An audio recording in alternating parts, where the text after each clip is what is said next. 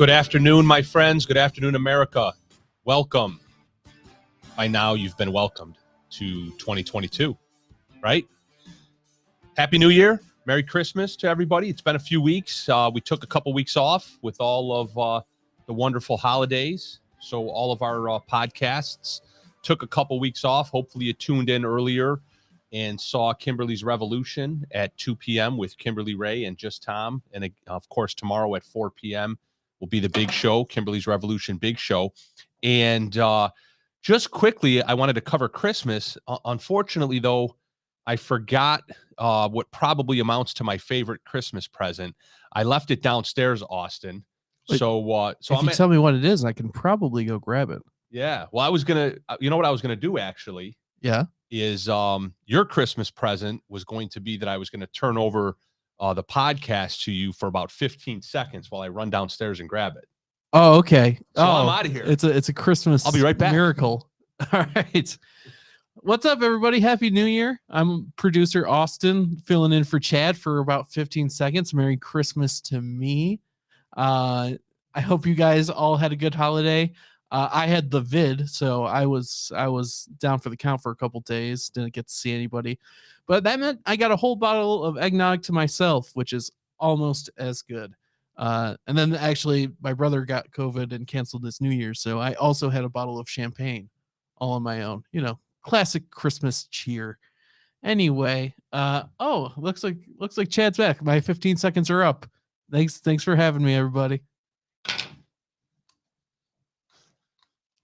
All right, his Austin's 15 seconds of fame. Is that what that was? Yep, that was it. Nah, you got your own podcast. Did you I plug do. your own podcast at least? No, I totally didn't even geez. think to do that. What's your podcast, Austin? Pop Culture Partisans every Wednesday at 4. And what do you guys cover on? Or every Wednesday at 6. Sorry, Thursday, Wednesday at 4 is. Do you Kimberly. cover pop culture? We do. We cover movies and video games and all the stuff, and then sometimes like politics as they relate to those things. Nice. That's the partisan part. There you go. Yeah. Very good. Very clever. Fun stuff. So my nephew and godson got me this awesome present. Whoa. I love the Redskins. I are you allowed to say that anymore? Are they still the Redskins, or which team changed? You're right. I love the football team, but I am allowed to hold up the plaque. Oh, okay. I think it's okay to hold it up, right? You just can't say it. So you're right. I shouldn't have said that. Oh, geez. I shouldn't have said I love the Redskins. You know what? I actually heard that they're renaming the team. Yeah? I think I heard the announcement's going to be February 2nd. They're renaming.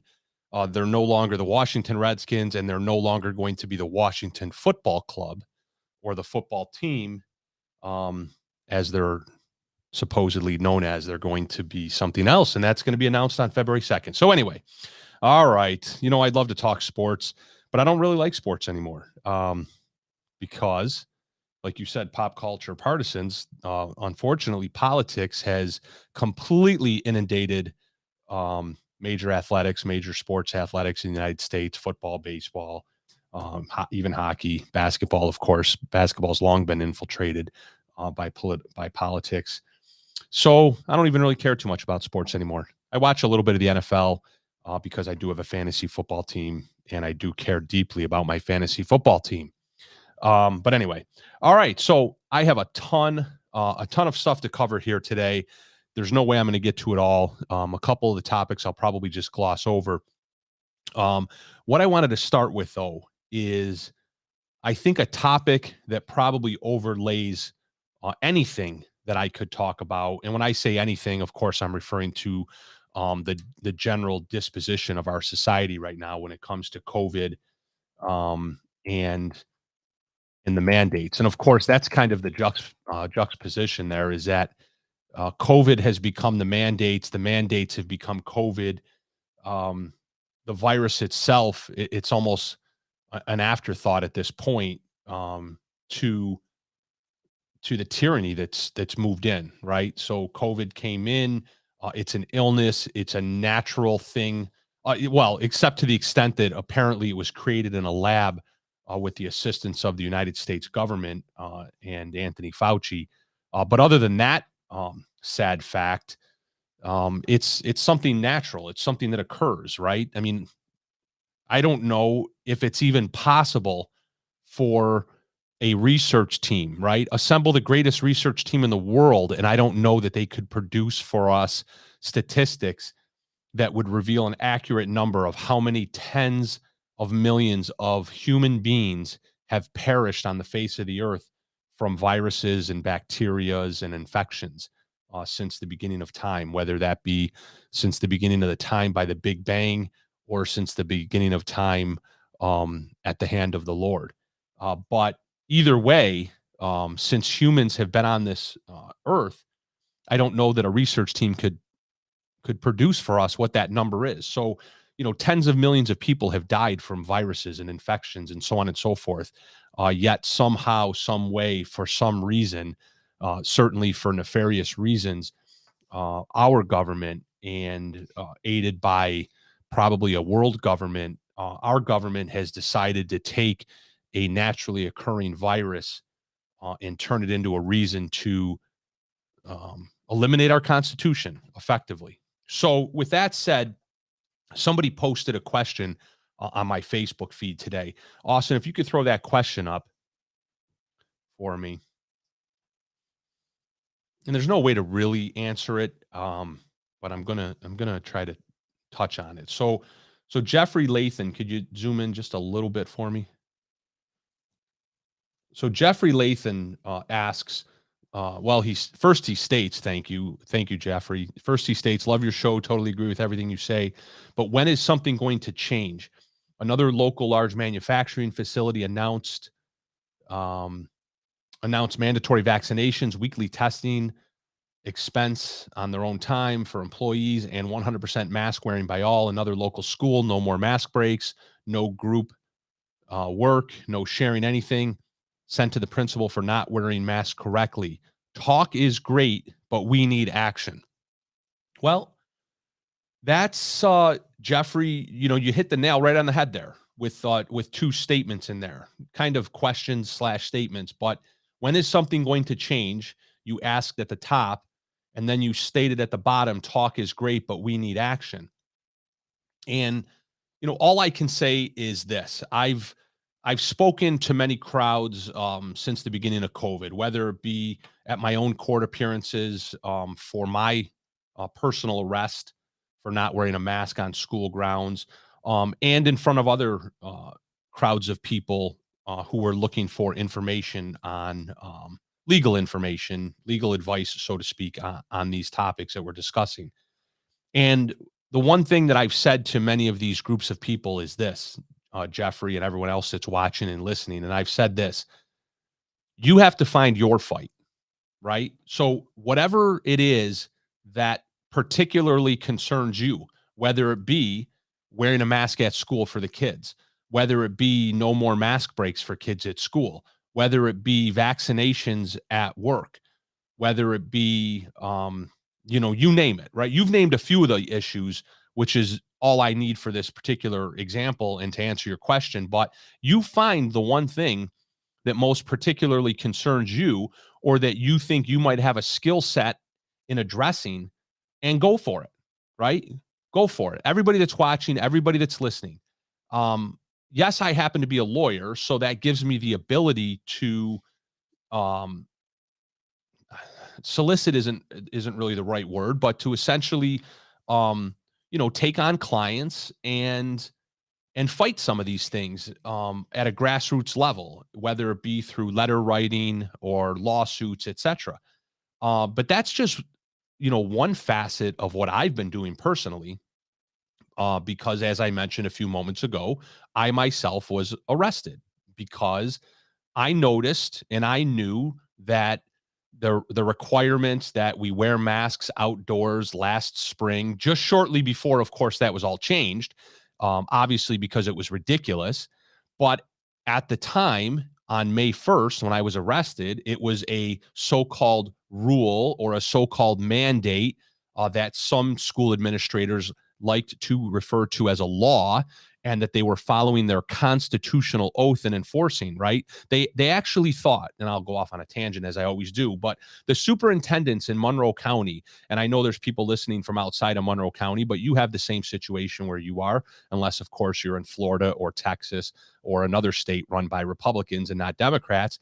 But you know that your school administrators believed, either rightly or wrongly, they claimed to believe that they were following the law and their constitutional oath, right? I mean, give these people who have no authority and no power in their lives and no control over anything in their lives, and give them a little slice of that power and control, and just watch what they do with it. Watch how they yield that sharp sword against you and your constitutional rights. It's our constitutional rights and liberties as citizens that they were attacking openly, right? When they were having me arrested, when they had Shannon Joy arrested, when they had the 3 parents out in Hilton arrested a few months ago.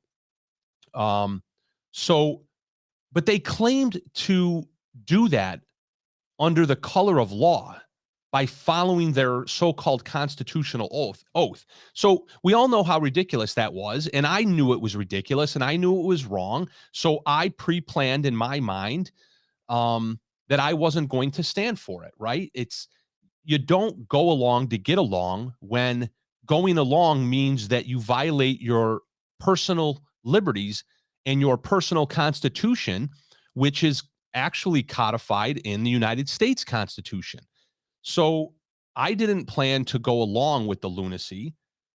So I can only ask you, the follower here and the listener and the viewer here, are you going along? What mandate, what illegal mandate, what unconstitutional mandate are you currently following? And if you say none, if you say there aren't any, then I just politely ask you to rethink your answer, right? Rethink your day today alone, okay? You probably don't have to go back much farther than when you woke up this morning to think about and recognize and realize that there's some illegal COVID mandate that you followed today. We all have. We all have followed one or more illegal COVID mandates. So when you decide that you are going to stop following the illegal COVID mandates is when things will change, literally. And I know that sounds like, well, you're not answering the question. No, actually, I am answering the question. It's really that simple, right? When will it change? What did Gandhi say? Gandhi said, Austin, do you know what Gandhi said? Be the change you want to see in the world. Look at that. See, that's why Austin is the greatest producer in the history of the God Freedom podcast, among other podcasts here on the We the People podcast network, because I promise you, yep, see, and he even gives us a thumbs up to let us know. I promise you that was not a setup. That was not a setup. In fact, I didn't even set myself up there. I just had that thought as I was saying that about be the change. So great job, Austin, with coming up with that. Gandhi said, and I've never put too many magnets on my refrigerator because we have one of those fancy stainless steel refrigerators that does nothing but collect fingerprints and drive me crazy all day long as I try to clean off the fingerprints. But I don't have it up there anymore because we moved and I don't know what happened to it. But at one time, that was the only magnet that I was willing to put up on the refrigerator. Not even the magnet of my kids playing baseball. Nope, those didn't go on the refrigerator. But I did have the magnet of the quote from Gandhi that said, "Be the change that you want to see in the world." That really, truly is the only way this is going to change. I'm telling you, that is the only way this is going to change. When you stop following the mandate that you know is wrong in your heart of hearts, then and only then will things change. Because the second you walk into a particular establishment without a mask on that claims to be requiring you to wear one under this phony mandate that we covered on the last podcast, and I do want to briefly provide an update for individuals and business owners on that mandate. But when you walk into any one store that pretends to have to enforce that mandate and you don't comply, you right there in the moment changed something. It might just be for you, but you made a change. You made a change for yourself. Maybe you can have a discussion if they're not screaming and swearing at you like what happened to me at Dunkin' Donuts this morning, but you might even have a discussion with the owner or the manager of the establishment and affect the change. And I'll give you that example. And I can't get into the specifics because I'd be revealing some confidences. So I'll just give you the general gist of it. And that is that I went into an establishment a couple weeks ago and I walked in without a mask on. And it wasn't the type of establishment where the general public was there. So it wasn't as if there was dozens of people around or anything like that. But that actually makes this story even better in that that's right, Mike, the great reset.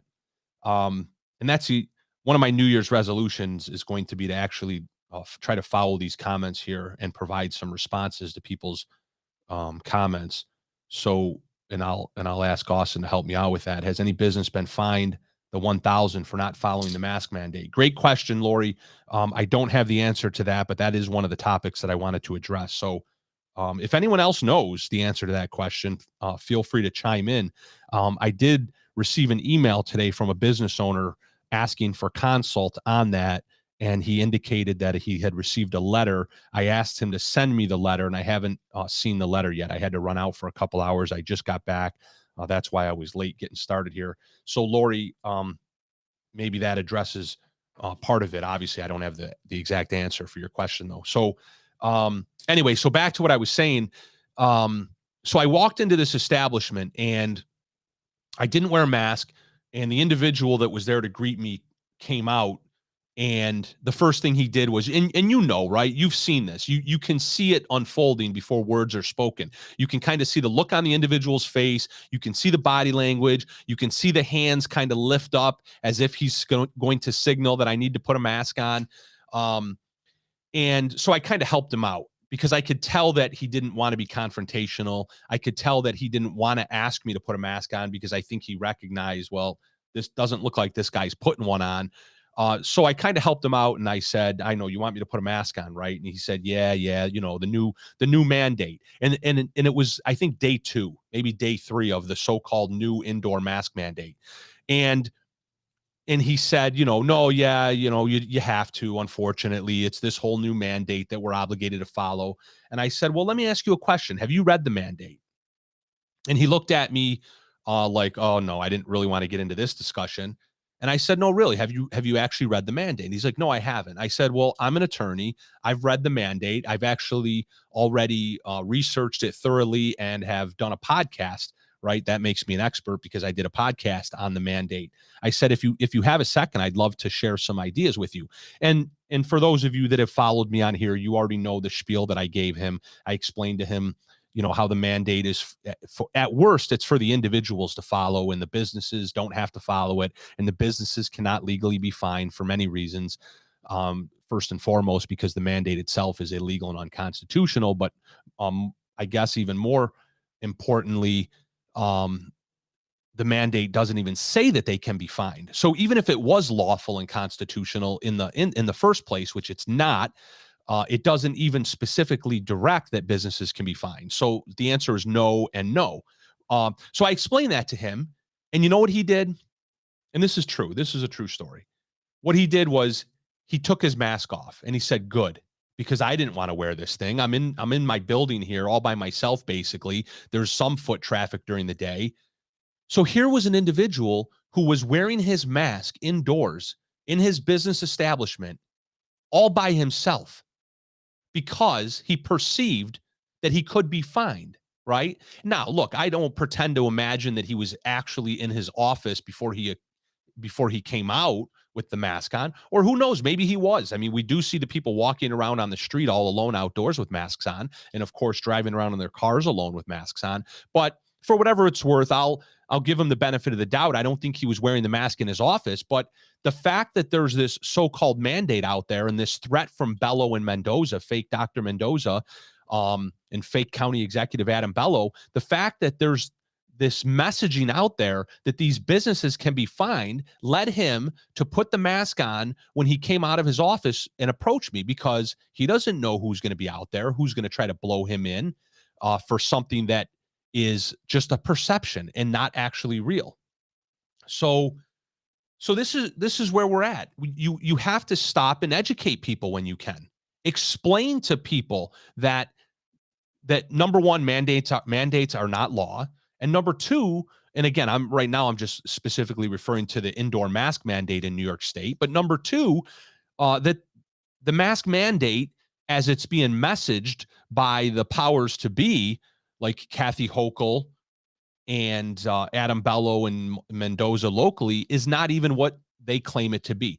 And if you don't believe me, I don't know, just go ask the 29 or 30 or 35 other county executives out of the 62 counties in New York State why they have publicly said that they will not enforce it, right? So if a county executive, if 30 county executives in New York State, and I believe it's far more than that at this point, it might be closer to 40. So it's probably more than half. Let's just go with that. If more than half of the county executives in New York State have declared this to be illegal and unenforceable, then don't you think that it's probably illegal and unenforceable? Don't you think? Right? I mean, do you really trust Adam Bello and Mark Polenkarts? Right? I'm using those two county executives as the examples: Buffalo, Erie County, Rochester, Monroe County. Do you really think that they know what the hell they're talking about? I mean, come on. I mean, Adam Bello apparently went to law school and passed the New York State bar exam, and apparently he may or may not have practiced law for a couple years at the Monroe County District Attorney's Office. But does he really? Well, you know what? Actually, it's probably worse than what I'm suggesting. He knows that it's not a law. He knows how to read the mandate. It's written in plain English. I've asked you to review it. I talked about it at length on my last podcast. I showed you where to find it. It's still sitting here since my last podcast, highlighted. You have to look up 10 NYCRR. There it is. Thank you, Austin. 10 NYCRR 2.60. You start there. That's where the mask mandate spells out that you only have to wear the mask if you can medically tolerate it and when you're not social distancing. And then you get into the nuts and bolts of it, and nowhere in there does it say, in the 4-page mandate, nowhere in there does it say that businesses have any duty to enforce it. That's the section number 7. All indoor public places not otherwise covered by this determination. So everywhere other than a school, everywhere other than a hospital, everywhere other than correctional facilities, everywhere other than homeless shelters, and everywhere other than public transportation and transportation hubs is covered by Section 7. And Section 7 specifically says that individuals shall wear a mask indoors, regardless of vaccination status. And nowhere in Section 7, which is the only section that is relevant, does it even mention a business. The word business cannot even be found in Section 7, in subsection 7 of this mask mandate. So, and I'm kind of melding, my topics together here, but that's okay because I'm checking the boxes off here on what I wanted to talk about here this evening. And that is just a quick refresher of the mask mandate. And one of the things that I tried to articulate on a Facebook group, obviously there's dozens of Facebook groups out there, and that's awesome. I'm so appreciative of all the individuals who form these individual Facebook groups for these individual topics. But I can't keep them all straight in my mind. But in one of these particular Facebook groups, the masking topic, I think it's the Western New York. Hold on one second. Oh, look at that. There was actually I just clicked off it on my phone, but I actually had a notification from that particular Facebook group. I could have found it a lot quicker. It is, hold on, let me see if I can find it. Somebody's probably going to have the answer. I'm sure somebody watching right now or listening is in this Facebook group. But it's essentially the Facebook group, Western New York Businesses That Are Pro-Freedom. That's the name of the Facebook group, Western New York Businesses That Are Pro-Freedom. And the topic came up of, what's the business owner's obligations versus the individual's obligations. And so I tried to spell it out pretty succinctly, and I'll try to do it here pretty succinctly. And that is that, see, what you have to realize is there are two different issues going on here. There's two different aspects to the confusion and to the questions that people have about this new indoor mask mandate. And in essence, the question centers around individuals' rights and obligations versus business rights and obligations. And the answer is almost the opposite, right? The conclusion, when you present it as a question for business owners and what they should be worried about, and versus individuals going into a business without a mask on and what they should be concerned about, you almost come to such two completely different conclusions that you just have to address them completely separate. And I probably already have done that here, but just to try to put it in a nutshell, for businesses, it's as simple as what I just got done explaining. There is no mandate. It just doesn't even exist. It doesn't even begin to exist. So when Adam Bello and Mike Mendoza and Bob Duffy and Malik Evans and Colleen Wegman, right? I think that was the fabulous five that stood up at that press conference a couple weeks ago, right before Christmas. The five of them got together. I mean, collectively, they probably make, I don't know, a couple $1 million a year off of the citizens through taxpayer monies. The five of them get up and they stand there. And it was nice to see that they all had their masks on, right? Because everywhere else they're seen, they don't have their masks on. So we already know that. We already know that Dr. Mike Mendoza spends many hours out in the bars without a mask on. And we know that Bob Duffy's been caught several times since the beginning of the COVID pandemic, and actually has publicly apologized on Twitter for being caught not wearing a mask in settings and in gatherings where at the time there were mandates in place that required him to. But, whatever, they can do whatever the hell they want as long as they get on TV and tell us what to do. And they even wore their masks when they were at the microphone. So apparently the microphone exception that never did exist, but only exists for them, didn't exist for that particular press conference. But anyway, so the five of them got up on TV and they pretended to advise businesses that they were obligated to enforce the mask mandate. Well, that's just plain silly, right? Because, in reality, if you actually listen to what they say and believe what they say, you would have known the answer right then and there. Never did they say businesses are obligated to require people to wear masks because it says so right here in sentence such and such, or in paragraph such and such, or in section, subsection such and such of the new mandate, right? They never said that because it doesn't exist in the mandate. But what they are trying to do, though, is create the perception that a business has to enforce it. Well, do the police, right? Does the Monroe County Sheriff, does the Rochester Police Chief, does the Irondequoit Police Chief, do they ever get on TV and demand businesses to enforce traffic rules and regulations? No, of course not. Do they ever get on TV and ask you to enforce petty larceny statutes, etc.? I mean, that's really a perfect example, right? And ironically, Wegmans was there at this press conference. Colleen Wegman was there. And it's interesting because Colleen Wegman and Wegmans Corporation does not enforce the mask mandate. You all know that by now. They never have, and I'm thankful for that. So I do wish that Colleen Wegman wouldn't get on TV and stand next to these jackasses, quite frankly, and play along with their game. But it is interesting that she was there pretending to be part of the enforcement arm of the mask mandate that doesn't exist, while at the same time her stores are open to you and I, maskless bandits, every day.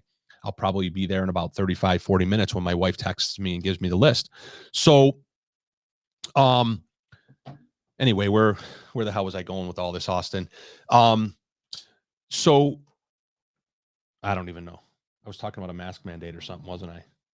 I think I lost. Am I supposed to keep track of the tangents? I must have had a mask over my face and I lost oxygen there for a minute and forgot where I was going. But so these five people, they get on TV and they pretend as if businesses are obligated to enforce the mask mandate. But obviously they're not. So the example I wanted to use was if somebody's shoplifting at Wegmans, Wegmans has their own private security, right? They walk around in their jackets that say asset protection, right? It used to say something like loss prevention, things like that. Now it says asset protection, and that's great. They're a private business. They have a right to, and they should protect their assets, and they should do whatever it takes to prevent shoplifting, because we all know that, once they get arrested, they're going to get released again anyway, and back to go shoplifting. So, but Wegmans doesn't have to arrest a shoplifter, right? And if there's two Wegmans here in Arundecoit, okay, there's one right across the street from the We the People podcast studios here. If we rolled up the blinds, turn the camera around, you could literally see the Hudson Titus Wegmans here in West Arundecoit. And there's probably shoplifting going on as we speak. So right now there is shoplifting going on at Wegmans, most certainly. And right now, at the exact same time that somebody's shoplifting at Wegmans, somebody's grabbing a pack of razors as we speak, or a pack of something.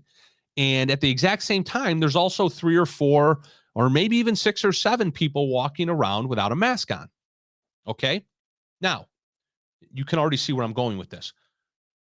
On one hand, we know that shoplifting is a law, right? It's illegal to shoplift. There's a penal statute in New York State. There's a penal code in every state. You just like when I say that word penal. There's a penal code in every single state that proscribes shoplifting. It declares it to be illegal, and it declares what level of an offense it is. And in New York State, it can be an A misdemeanor or it can be a B misdemeanor. It can graduate up to grand larceny if it's over $999.99. So once you hit the $1,000 mark, it becomes grand larceny, which is a felony. So on one hand, you can be committing an actual crime, and Wegmans doesn't have to do a damn thing about it. And the chief of police in Arundecoit is never going to call a press conference. The town supervisor is never going to call a press conference and stand there with a mask on and tell a business that they can be fined if they don't enforce a petit larceny in their store.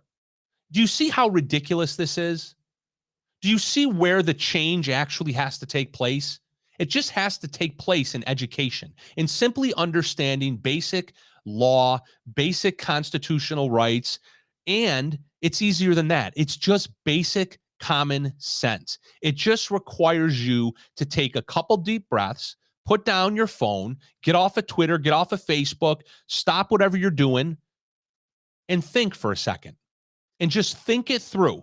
Does any of this make sense? And I'm telling you, I've told you this before, 9 times out of 10, if something doesn't make sense in your own mind, it's probably not the law, okay? Because laws have to be rooted in rational common sense. Before you can be convicted of a crime, you have to know when you wake up every day morally what it is that's considered criminal behavior. Yes, statutes are spelled out and there's little nuances to them and so on and so forth, but those are the technicalities. At the end of the day, you know what the laws are. You know you can't murder, you know you can't steal, you know you can't rob, you know you can't beat and assault and things like that. And yes, there's 8 million laws on the books that define all of that and the technicalities of all that. But you know when you wake up what it is that you're allowed to do and not allowed to do that could subject you to criminal prosecution. What is it that could subject you to the police showing up and throwing the cuffs on you and arresting you? And not having a mask on is not one of those things, right? So if the government, right, Adam Bello, Mike Mendoza, I'd invite you on to have this discussion. There's 3 cameras here, but I know you wouldn't show up because you're cowards and you would never have an intellectual discussion about these things because there's nothing, quite frankly, that you could say intellectually that could respond to any of what I'm saying. So we'll just leave it at that. But if you can't tell a business to enforce the actual crimes that are being committed right now at Wegmans, petit larceny, shoplifting, then how in the hell could you fine a business if somebody walks in without a mask on? Right?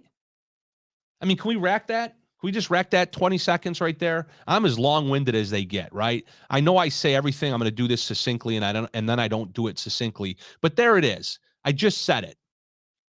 If a business owner can't be fined by the government for not enforcing shoplifting laws, petty larceny laws, grand larceny laws, then how can they be fined for not enforcing a fake mask mandate, right? A mandate.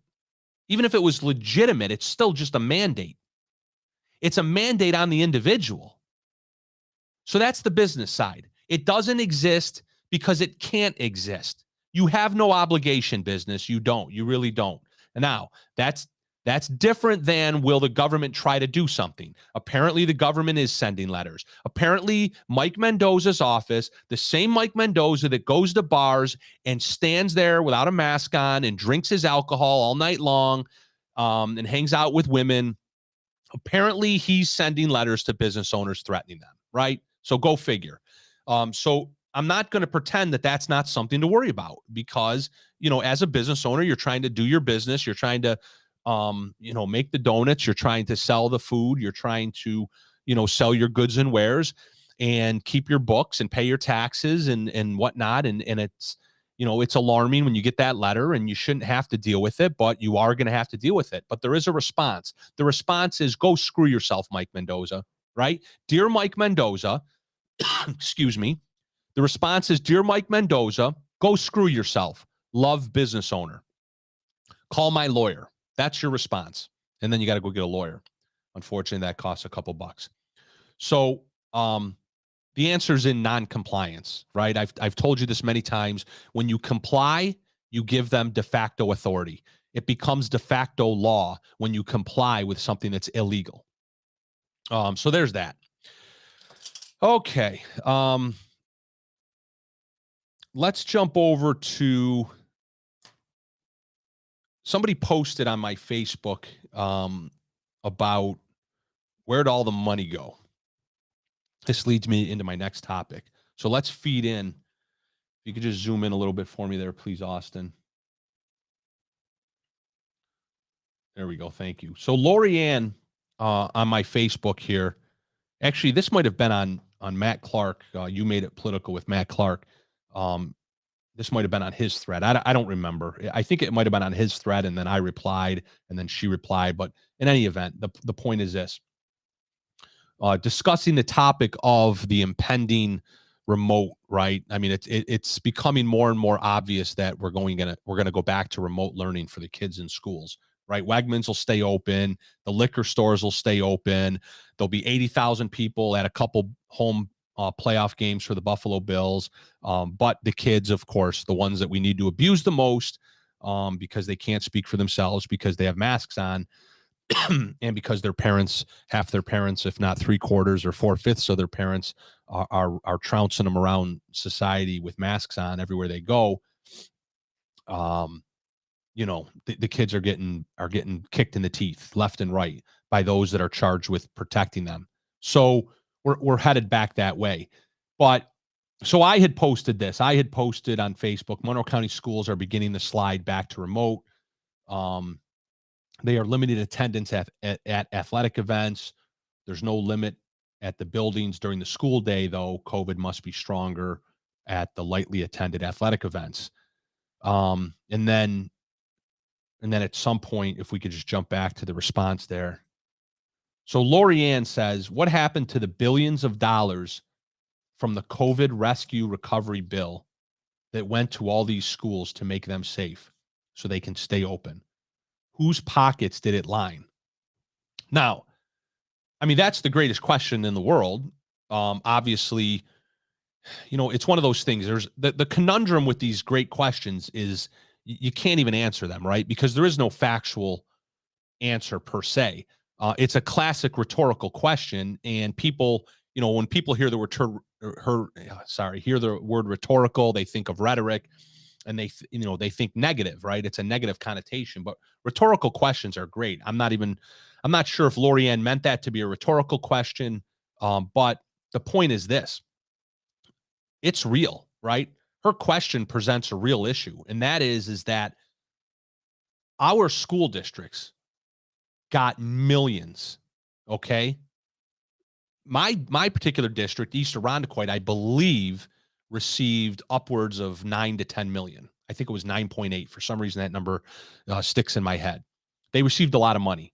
Your school district, let's say in Monroe County, the average school district probably received at least 5 million, right? If anyone has any specifics on that, please jump in. But, you know, a million here, a million there, right? I mean, what's another million? So these school districts, as Lorianne points out here, received millions of dollars. Collectively, Monroe County schools received tens of millions of dollars from the CARES money or the COVID rescue recovery money. And it went somewhere, okay? Obviously, it got deposited into a bank account somewhere so it can be traced. And then once it gets deposited into the school district's bank account, then it gets distributed from there.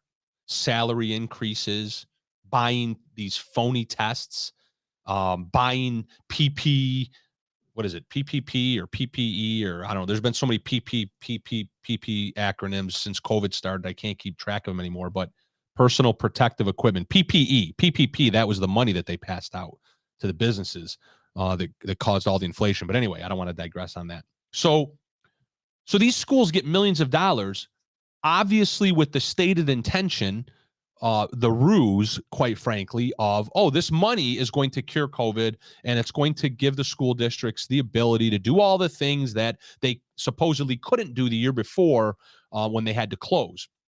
And now here we are after they have all the money, and we're getting the subtle threats, if not the direct threats, that schools are going to close, right? Anyone that's been following the Rochester City School District already knows that, that threat is real. They've been talking that up. They've been putting the test balloons out there, in the public media space and all that for the past couple of weeks, alluding to the fact that it's coming.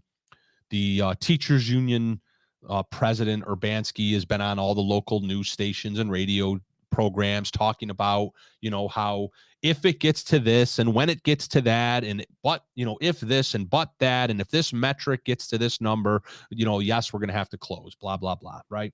So, and then today I get an email from the East Irondequoit superintendent, Mary Groh, and I've seen the email that went out from Tom Putnam in Penfield. And, it's funny because if you put the two emails side by side, they're almost identical. So they all get their marching orders from somebody, probably Mendoza, which came from Hochul, which came from Fauci. They all get the same marching orders. Tell the parents that we're going to limit how many kids can come, how many fans can come to your kids' athletic events, right? So picture this. On a given day, there's several hundred, if not more, individuals, teachers, staff, students, etc., visitors in one particular school building. And apparently that's safe, right? Because masks work, right? That's what this is all about. Last year, masks didn't work. That's why the kids had to be at home. This year, the masks work, which is why the kids can go to school with the masks on, except apparently the masks don't work when there's less people wearing them at an athletic event. And when I say less people wearing them, I don't mean less people without a mask on. I mean that there's less people with masks on at these athletic events. So just an example, of course, Building A at Penfield School District tomorrow has 750 people in it, and they're all masked, and it's safe. Right? It's safe. They're all masked, 750 people in a building. Everything's cool, right? Except it's not, of course, because you get those emails every day that so-and-so got COVID, so-and-so got COVID, this teacher got COVID, that teacher got COVID. They're all vaxxed, of course, double vaxxed, boosted. They're all still getting COVID. I digress again. But 750 people with masks on in a building, everything's cool, copacetic. Now, fast forward to Friday night. We got that dreaded, volleyball game where, 15 people are there. I mean, no offense to the volleyball people out there, but okay, fine. Maybe there's 150 people there. Are there 75 at most? I don't know. You tell me, volleyball people, how many people are at a volleyball event, meet, game, match. That's what it is. Volleyball match. So you have 15 girls on each team, if that. So there's 30. You have a coach on each team. So that's 32. The superintendent, of course, has to be there because, they make a couple $100,000 a year. So they need to be there. So so now you have 33 people there.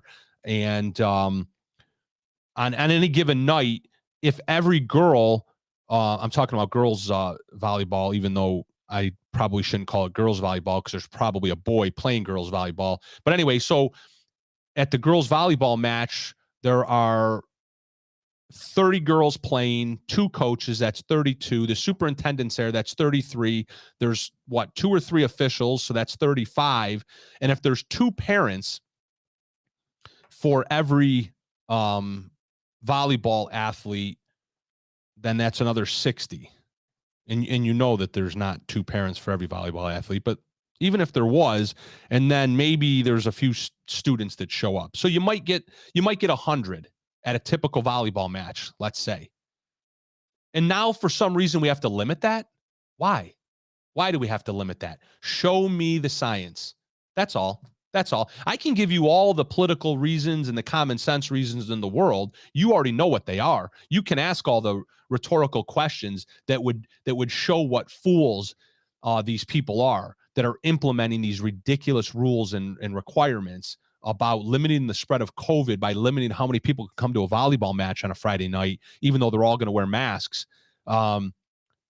We can point all that out, but I just ask them, tell us why. Make it make sense, right? I love that phrase. A lot of people have been using that phrase since the beginning of all this on social media. Make it make sense. Make that make sense to me, right? How limiting attendance at a volleyball game or even a basketball game where there's probably more fans that typically would show up. If the fans can go to the Bills game, if 80,000 fans can go to the Bills game, and don't tell me about it being outside, okay? Don't tell me about being outside, because you and I can go outside right now and we can go shoulder to shoulder and drink beer and scream and holler. And I want you to explain to me how that isn't a way to spread moisture droplets, okay? The same way, if not in a worse way or a more dangerous way, then we could spread them when we're inside of a gymnasium. And these are pretty big gymnasiums, by the way. I don't know if you have kids in school or not, but if you've been to our Monroe County athletic facilities, I mean, they're pretty damn nice, right? I mean, these school districts, they know how to spend the money, let me tell you. So these are enormous athletic facilities, very large athletic facilities with, I don't know, 30, 40, 50-foot ceilings, okay? Plenty of space, right? Nobody's packed in shoulder to shoulder, right? Those days are over. Nobody's packed in shoulder to shoulder at these athletic events. And you know what? If they were, then, quite frankly, they'd probably be breaking other rules like, fire code rules and things like that. The fire marshal would be there asking people to leave because there's too many, people there for those purposes, for other safety reasons. So there's absolutely, and there's no reason whatsoever, scientifically or medically, to limit the attendance at our children's athletic events.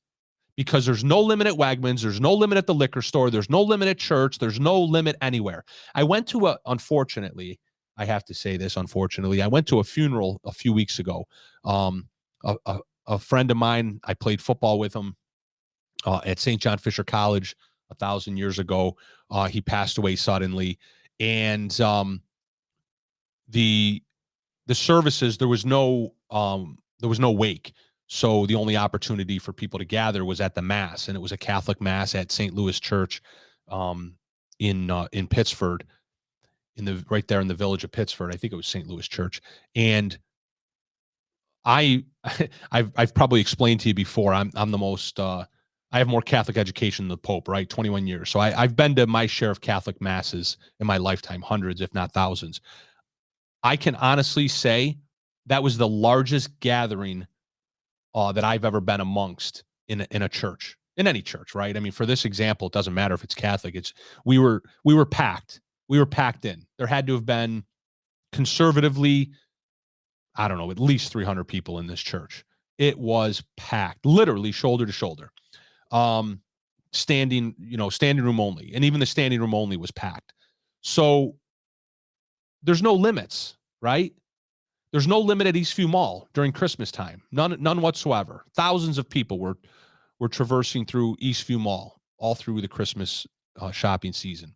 So, but yet we're going to hit it where it hurts, right? That's what our government does. They always hit it where it hurts. So they take away from our ability to enjoy the limited amount of time that we get to enjoy our children's athletic careers. So, but yeah, where'd all the money go, right? Where'd all the money go? Maybe they should have built some outdoor retractable stadiums or something like that with all the money instead of giving themselves raises. The word is, from what I've heard, the rumors are, and I'm certain that they're not rumors. I only say rumor because it's nothing that I've personally verified. I'm sure you have, somebody has, but some of these superintendents have taken $30,000-$40,000 raises this year over last year. So that's where the money went. It went right into their damn pockets. So, all right, let me just check some boxes off here on my list. So I covered the COVID money at schools. What time is it here? I know we got started late. It's about 5:15. So let's talk about, this is kind of a sensitive topic, but let's go for it, right? I mean, I'm not going to hold anything back. We got the death of this student, apparently this Rochester City School District student, and apparently he died on Christmas Eve, December 30th, or I'm sorry, New Year's Eve. Austin, do we have that story to pull up there? On COVID-19, the Rochester City School District is mourning the loss of a student after he passed away due to COVID. The district releasing a statement last night saying, quote, "We are heartbroken over the passing of our scholar, Derek Watson. He was beloved, a beloved student at Leadership Academy for Young Men. Our deepest condolences go to his family, classmates, and the staff at LAFYM." All right. So here's the problem. The problem is that when you talk about this story in the way that I'm going to talk about it, you're mean-spirited, you don't care about people, you're just trying to attack the kid and his family and so on and so forth. Well, I guess what? Get some thicker skin, because I'm not the one that published this as a news story. Okay. I'm not a news reporter. I don't have a TV station. I mean, obviously I have this podcast. I have this, small limited platform, but I didn't seek out this story. The family didn't call me and tell me that their son passed away, and that he passed away of COVID. And then I ran to my podcast and began to talk about the things that I'm about to talk about. If that were the case, if the family entrusted me with the news of their son's death, and then I came on this podcast and started, turning the story into a COVID issue and a mandate issue and a tyranny issue and all that, then yeah, sure, get mad at me. I still have my freedom of speech, but go ahead, get mad at me because you have yours too. But in this instance, and I've already seen the back and forth on social media, right? Because Wham 13 has this up on their Facebook, and there's hundreds and hundreds and hundreds of comments on it. And there's people arguing back and forth about, you're a jerk if you bring up the whole COVID thing. It's supposed to be just about prayers and thoughts, right? Thoughts and prayers. Is that the phrase, Austin? Is that like the woke modern way to pray for people? It's thoughts and prayers. Oh yeah, right? thoughts and prayers. Thoughts and prayers, right? So yeah, great. You do you and I'll do me. You do thoughts and prayers, and I'm going to look at the story from the perspective of this is a lie, right? It's a lie.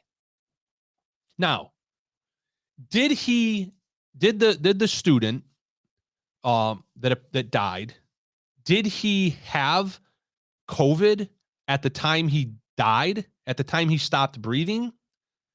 I guess I'll assume that he did, right? I'll take their word for it. But what does that mean, right? And again, back to what I said earlier, sometimes you have to just take a couple deep breaths and think. Ask yourself questions. What makes sense? What doesn't? Just think. Don't react. Think first, then you can react. So, okay, maybe he did have COVID when he died. Now, does that mean that he died because of COVID?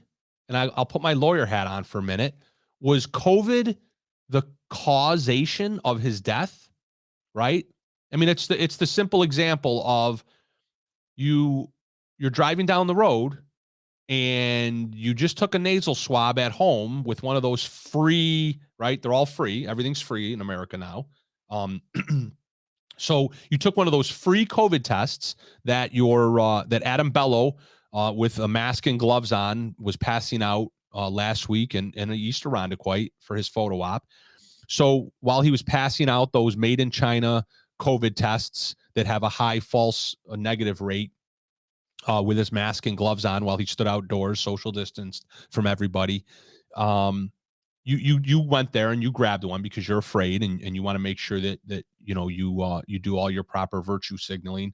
So you go and get one of those free tests and and you go home and you take it, and oh my God, it says you're positive, right? You're gonna have a baby, and oh no, wait, that's a different test. Those aren't free. Those cost. Well, I wouldn't know what those. No, I do know what they cost. All right. So anyway, so you take one of those tests and you tested positive for COVID, right? You have zero symptoms, right? You're like, holy shit, I have COVID. Who knew, right? Because that's what COVID is. It's the disease that's so dangerous you don't know you have it, and you have to take a test to know that you have it. That's how dangerous it is. So you find out you have COVID, and now you're scared to death, even though you have no symptoms. You're scared to death. So you immediately jump in your car and you start driving around because you don't know what you're going to do. You're going to be, dead in 24 hours, and you run a red light and you get T-boned and you die, right? You're dead. What killed you? What did you die from? Let's play that news story again. What did the news reporter say? On COVID-19, the Rochester City School District is mourning the loss of a student after he passed away due to COVID. Right there. Stop there. He said due to COVID, right? He died due to COVID. Now, I don't know what that means. And I'm not even being cute. I don't know what due to means. I know what because of means. I know what from means.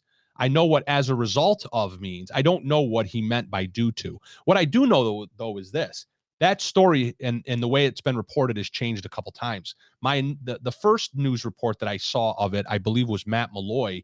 I could be wrong, but I think it was Matt Malloy. And Matt Malloy said that he died, and he noticeably emphasized the word from. He said he died from COVID, right? So those words I can put into some sort of legal context. When you say things like died from COVID, died because of COVID, I can put those in the legal terminology that I would use, and that's, causation, legal causation. It's the proximate cause of the death, meaning it was the probable cause of the death. But for the event occurring, the car accident, the death would not have occurred. So when you die getting T-boned after you took one of these fake COVID tests that were made in China, right, that you're sticking up your nose and they probably have COVID on them, but that's, I digress. You don't die due to COVID in that situation. You don't die from COVID in that situation. You don't die because of COVID in that situation. You died from a freaking car accident. Duh, right? You know that, don't you?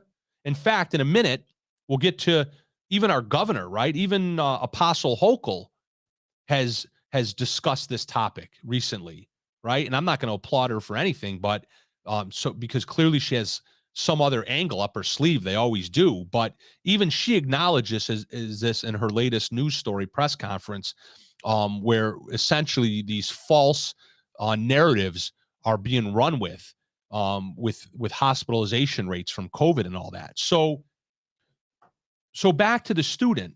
So again, even if we assume that he actually had COVID at the time he died, what did he die due to? From? Because? What was the cause, the legal causation of his death? And that we don't know. Right? So I'm not even going to bother speculating. I've already given you my analogies and my examples. You're smart. You can think and figure it out for yourself.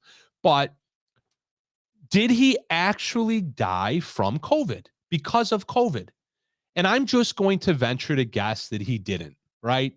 And the reason why I can venture to guess that he didn't is because I know I know all about the big lies, right? I mean, if you watch CNN and MSNBC and even Fox News and so on and so forth, you've how many times do you have to be told a lie by the media before you stop believing them, right? The Boy Who Cried Wolf. How many times? Brian Williams. I mean, and the list goes on. I mean, they just lie. Chris Cuomo, they just lie. That's all they do is lie. They lie, they lie, they lie. The old joke about lawyers is, how do you know a lawyer's lying? Their lips are moving. Well, I mean, they should change that joke to CNN news reporters and anchors and things like that.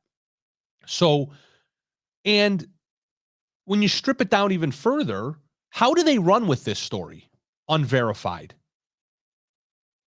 Even if he died because of COVID, right? Even if he did die because of COVID, right? Forget about my car accident example. And again, I'm not suggesting he died in a car accident. I know that isn't the case, but it's an analogy. You get it. But even if he died because of COVID, this news reporter doesn't know that. Where is he getting this information from? He's getting his information from a press release from the school district, presumably, in turn, who got the information from the mother who's grieving. Did anyone review medical records? Do they even have the right to review medical records? Well, they would if the family released the medical records. This is nothing but another classic example of the news media spins and creates a phony narrative that they can't ever possibly support. And the way these news stories always end is 9 months later, after it doesn't matter anymore, after they already had the effect that they wanted to have, and that is to scare everybody, to get the schools closed again. After they've accomplished their goal, then the truth comes out. You've seen that 8 million times. How many times has the news media run with, oh, such and such cop murdered so-and-so, right? The news media runs with it. Or Rittenhouse, murdered these people. Or what was the kid, Sandman, Nick Sandman? He did what he did. How many times does the news media run with a fake narrative? They accomplish their goal, and then 9 months later, a year later, the truth comes out. But by then, it doesn't matter. It doesn't matter. So here we are. Here we are, local news in Rochester, New York, declaring that some kid died because of COVID, and they don't have a freaking clue what the hell they're talking about. None of us could right now. The only people that could possibly know are his attending physicians and his parents. And maybe not even his parents, right? I'm going to go with, right now, attending physician. The only thing that could hold up in a court of law would be the attending physician right now as we speak. Bring in the attending physician. Bring in the attending physician, and I guarantee you right now, Dr. So-and-so, I remind you, you're under oath. What was the actual causation of this young man's death? Well, so he had, early childhood onset diabetes. He had this, he had that. And doctor, did at any point in time after he was admitted to the hospital, did it come to your attention that he was positive for COVID? Yes. And what were those circumstances? Well, because of the mandates, and because of this and because of that, and because the tests are free, we swabbed him. And doctor, was he conscious when you swabbed? No, he wasn't conscious. He had already, he was already what, doctor? He was already getting ready to die. Yeah, he was going to die, unfortunately. We had discussed it with his parents already. The priest came in and anointed him, and he was going to die. But protocol, mandates, free testing. We swabbed him anyway, and the test was positive. Well, doc, what's the false positivity rate on those tests? Well, that doesn't matter. He was positive. So did he die because of the COVID, doc? No, he didn't. Oh, okay. But you know what? What does it matter? Because we're never going to have that discussion. That doctor's never going to be put under oath. The only thing that matters is the Rochester City School District issued a press release and the news ran with it. That's all that matters. End of story. Is it sad that a child died? And I say a child, he was 17, 18. Of course it is. It's always sad when somebody dies. People die every day. Somebody's dying right now as we speak. Somebody's shoplifting at Wegmans as we speak. Somebody's walking around Wegmans without a mask on as we speak. And unfortunately, somebody just got into a car accident as we speak, right? Somebody's teenager who just got their license a week ago just got into a car accident somewhere in the United States and died. It just happened. You know it did. That's sad. What's more sad though? Well, I take that back. It's not more sad. What's disgusting though is that the Rochester City School District and the news are using this sadness of a death, of a passing, for political gain. And it's worse than that even, right? It's not even political anymore. It's an attack. It's a tyrannical attack on our personal liberties because of this, right? The only causation here is going to be that when they close the Rochester City School District, when they send these poor kids home once again on remote learning, one of the reasons is going to be because of this kid's death. That was not because of COVID. And I'll leave it at that on that topic. All right. So, it's only because it's slightly related to this topic. Let's pull up that Hummel story, Austin, please. I just wanted to confirm for all my followers and viewers here what I'm referring to. So I love how they say Democrat governor. Oh, well, actually, let me give you the site here. So this is Amanda Presta Giacomo from the Daily Wire. And I apologize, Amanda, if I pronounced your name wrong. I know Amanda. Amanda Presta. I can't do it. Austin, help me out. Amanda Presta de Giacomo. Yeah, I think that Presta Giacomo. Presta Giacomo. Yeah. It's terrible. I'm sure that's probably right. My Italian lineage would be shaming me right now. It is shaming me right now. Anyway, so Amanda P. Writes this story for the Daily Wire. And Amanda, by the way, does great work. She did a nice write-up when I got arrested. She did a great write-up for my arrest. And Ben Shapiro, who owns the Daily Wire, he actually retweeted the story. So anyway, Democrat governor admits the COVID hospitalization rates may be inflated by 50%, makes move to change the count. Now, in a nutshell, as I like to say, what the story goes on to say, look the story up for yourself and read through it.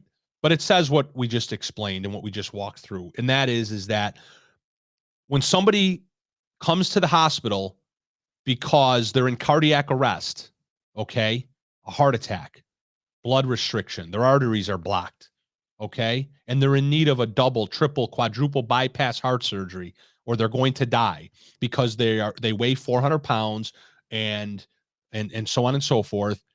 And they also get swabbed and test positive for COVID and have zero symptoms of COVID. And then 2 days later, after an unsuccessful triple bypass heart surgery, they die. Was that a COVID hospitalization? So when Adam Bello and Dr. Mike Mendoza go to Twitter every day and tell you, oh my God, the hospitalization rates for COVID are up, they're up, they're up, they're up, they're up. We got to do this, we got to do that. We got more masks, more this, more testing, more freedoms taken away. Based on what hospitalization rates? Based on the guy who's 400 pounds overweight and needed a triple bypass heart surgery and got a free COVID test and it said he was positive and then he died? Or even if he didn't die, right? That was the other example. That was the student in the city school district example. This guy doesn't even die, but it goes into the hospitalization rates that the government then uses to issue more mandates. And speaking of those mandates, how's the whole mask mandate indoors working out, right? So now it's been, 3 weeks? It's been 3 weeks. We all have to wear masks indoors because that's going to lower COVID and lower the acquisition and the infection and the spread and the this and the that. And then how's that going? Have we lowered anything yet with this mandate? No. We never lower anything, right? It never goes backwards. You give up your freedom and then they take more. Then you're dumb, so you give up more freedom and then they take more. And then they tell you to give up more freedom because it's for the safety of everybody and it's out of respect, and you go along with it and you yell and scream at your friends and family members and you tell them they can't come to Christmas and New Year's because they're not triple vaccinated, boosted, and wearing 2 masks and a face shield and won't stay 12 feet away. And then you do all that, and the rates keep going up and up and up and up and up. And you keep giving away more and more and more and more freedoms in the name of respect. Yeah, well, good luck with that. I'm just going to keep buying more ammo. So there's that issue, Hochul hospitalization rates. Let's see. Yeah, we're running out of time. There was one other, there was 2 other things I wanted to get to, but let me see. I had an exchange on Twitter last week. It was, if it wasn't so insanely dangerous, it would be funny. Let me see if I can find it real quick and just quickly comment on it. Thank you, everyone, for tuning in. This is Chad Hummel on the God Freedom Podcast, the We the People Podcast Network here in Irondequoit, Rochester, New York. And I'm here with my producer, Austin, from RockVox Studios. RockVox Studios got their own little awesome outfit in Bushnell's Basin in the Pittsford, Parenton area. Scott out there has an awesome podcast studio. He helped us set this podcast studio up. And we also have Kimberly's Revolution, which is a podcast that's every Tuesday and Wednesday. We have, oh gosh, help me out, Austin. We have Jose Pio, who's a Rochester City Councilman, who does a podcast called Politically Correcting. And we also have Marcus Williams. Look at that. I helped myself out for once. Yeah, there we you have go. Marcus Williams, who also does a podcast. Marcus's podcast is called Made in America, right? Yep. Made in America with Marcus Williams. And then, of course, as Austin mentioned earlier, or he failed to mention earlier when I gave him his 15 seconds of fame, he has his podcast, which is called Pop Culture Partisans. So, yeah. All right. And with all that, I still didn't find this tweet exchange that I had. It was with a doctor. It was with a local doctor here in Rochester. And where the heck is it? Gosh, see, this is what happens when you don't do your show prep, people. You think you're going to find something pretty quickly, and you don't find it. Where the heck is it? Oh, here it is. So, only because I don't really care, I'm going to go ahead and tell you who this is. So it's Dr. Mitchell Ehrenberg, right? Dr. Mitch. If you're listening, Dr. Mitch, I appreciate you following the God Freedom Podcast. I appreciate you following me on Twitter. So I don't know how it all started, but well, it started the way it usually starts, with me posting something to stir the pot on either Twitter or Facebook, and then getting people to respond. And when you hook a doctor, that's always fun. So I tweet something out about the whole mask mandate nonsense and all that. And Dr. Mitchell Ehrenberg chimes in with, I see you are a local. This is Dr. Ehrenberg talking to me. He says, I see you are a local. I might be able to find a place for you to help with COVID in our emergency room at RGH. Do you want to help?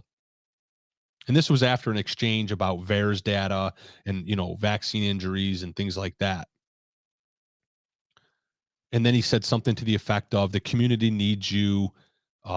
He was shaming me. So here's a doctor, right? And my response at one point was very scientific response, doc, all kidding aside, please provide me the empirical scientific evidence, not quote, your community needs you. So here's a doctor, and that's great that he cares and all that. But if a doctor is going to take the bait on Twitter, I certainly would expect better. I would expect the good doctor to show me some science, right? Because you know what? Maybe I'm missing something. Maybe I'm just a big mouth on Twitter who's popping off about, masks and mandates. Maybe I'm just some constitutional jack off. and he knows better about the science and the medicine, and he should, right? He's a doctor, but he didn't come with anything, right? And then he went away altogether. He didn't come with anything. There was many back and forth responses, and he never came with anything other than, why don't you come down here and help? Now, do you see how absurd this response is from him? How many dozens of nurses were fired right here in Rochester between RGH and U of R? How many dozens of nurses, hundreds probably, were fired, and other staff in the hospital field? Oh, there it is. Thanks, Austin. How many were fired? You had your people, Doc. And I think he was being serious, right? I think he was being serious. I don't think he's just some big mouth on Twitter like I am. I think he's being serious. He's on Twitter as a doctor. He's not on there as some spoof account. He's not under some anonymous name like many people are. No alias. He's on there. Dr. Mitchell Ehrenberg. He's I give him credit. He's on Twitter under his real name, and he's rendering his opinion, and he's asking me to come help me. He wants me to come help. How about you call the nurses that you fired, Doc? Folks, this is the definition. This meets the black letter definition of cognitive dissonance, right? Cognitive dissonance. You have these competing thoughts in your mind, these irrational, illogical thoughts that are in opposition to each other, and you can't rectify them. You run with both thoughts. You act out on both thoughts, even though you can't rationalize them. So here's a doctor who's acting out on, we need mask mandates, we need vaccine mandates, we need this, we need that. And at the same time, he's part of the regime that's firing nurses and doctors and other medical staff because they won't get these tyrannical medical procedures against their will, against their religious and constitutional rights and freedoms. And he can't see how those two intersect. I'm not sure if I want somebody like that working as a doctor. I mean, I look at doctors and hold them in high esteem as very logical, linear thinking people that can solve problems without interjecting emotion into it. And what he's doing here is, because he has no science on his side, because he doesn't have the medicine on his side on this particular topic. Now, look, obviously he knows his science and his medicine. He hasn't displayed it to me yet, but certainly he does, right? But in this particular arena, he doesn't have it on his side, so he doesn't use it, right? Don't you use the ammunition that's best suited for the argument and the debate, Doc? So why didn't you just tell me what the science is and what the evidence is for why I should be double masked and double vaxxed? And why I should wear a mask indoors when there's nobody around me? Why didn't you address that, Dr. Ehrenberg? Is that what it was, Ehrenberg? Yeah. But you didn't. Nope. You told me that my community needs me. Needs me to do what? Give up more of my freedoms? What does my community need me to do? No. What this community needs, Doc, is those nurses that your industry fired, right? That your industry fired because your industry wouldn't turn around and stand up to the bully, the government, and big pharma. That's what our community needs. It needs you, Doc, to stand up and fight for those nurses that got fired and say, look, we need these nurses. These nurses worked in the COVID units for months and months and months without vaccines. And they did it honorably, and they did it diligently, and they did it successfully. And then you get rid of them and then tell me that my community needs me. What am I going to do? I'm not a nurse. I don't know the first thing. Anyway. All right. Well, with that, we're going to wrap things up. I appreciate everyone sticking with me to this late hour. I got started late here this evening. Excuse me. So happy New Year to everybody. Thank you for joining me in this new year on the We the People Podcast Network. It's the Got Freedom Podcast. Your host, of course, is me, Chad Hummel. Again, thank you to my producer, Austin, and his company, Rockvox. And hopefully we'll see you all next Tuesday at the same time, 4 o'clock. And hopefully we'll see you tomorrow on Kimberly's Revolution right here on the We the People Podcast Network. Thank you. Have a great night, everyone. Go America.